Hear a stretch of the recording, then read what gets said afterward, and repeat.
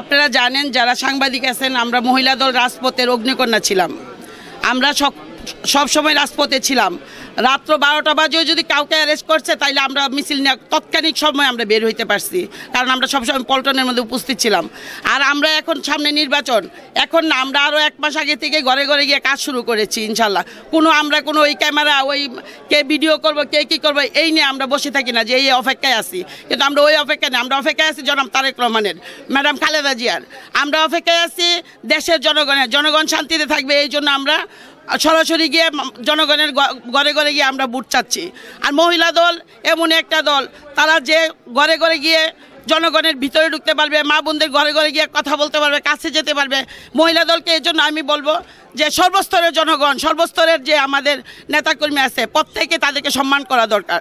কারণ এই জন্যই, কারণ এই মহিলা দল সব সময় কাজ করেছে এই দানের শীষের জন্য, দলের জন্য, এবং নিবেদিত প্রাণ মহিলা দল।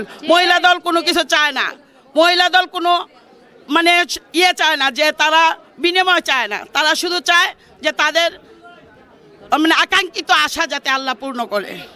আমরা আশাবাদী ইনশাল্লাহ আমাদের মা বেগম খালেদা জিয়া সুস্থ হয়ে আমাদের মাঝে ফিরে আসবে, এবং আমরা ওনাকে নিয়েই রাজপথে আবারও দানের শীষের নির্বাচন করব।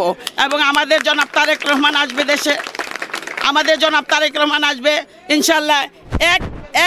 একভাবে জনগণ তাকে ভোট দিবে। এখন যাই বলেন, ওইখানে জামাত, সেখানে এনসিপি, কোনো কিছুই থাকবে না ইনশাল্লাহ। ছিল না বিগত দিনগুলোতে, তারা ছিল না, আর তারা ভবিষ্যতেও থাকবে না। নির্বাচনে এখন তো বড় বড় কথা বলে একজনে, এইসব কথা কোনো কাজে লাগবে না। কারণ জনগণ জানে কারা রাজপথে ছিল, কারা আন্দোলন করেছে, কারা সংগ্রাম করেছে। তো এই বলবো।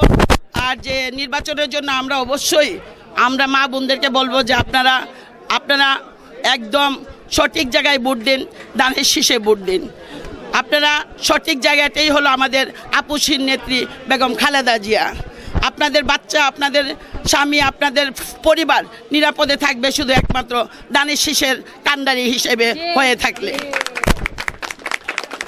আর বলবো যে আমরা ইনশাল্লাহ আমরা আশাবাদী, আল্লাহ কখনো পরিশ্রমের ফলন না দেয় না, যে এমন কোনো কথা নাই। তো যে যাই বলুক, আমরা বিএনপি পরিশ্রম করেছি অনেক, এটা সবাই দেখেছে, সারা বিশ্ব দেখেছে যে আমরা পরিশ্রম কতটুকু করেছি।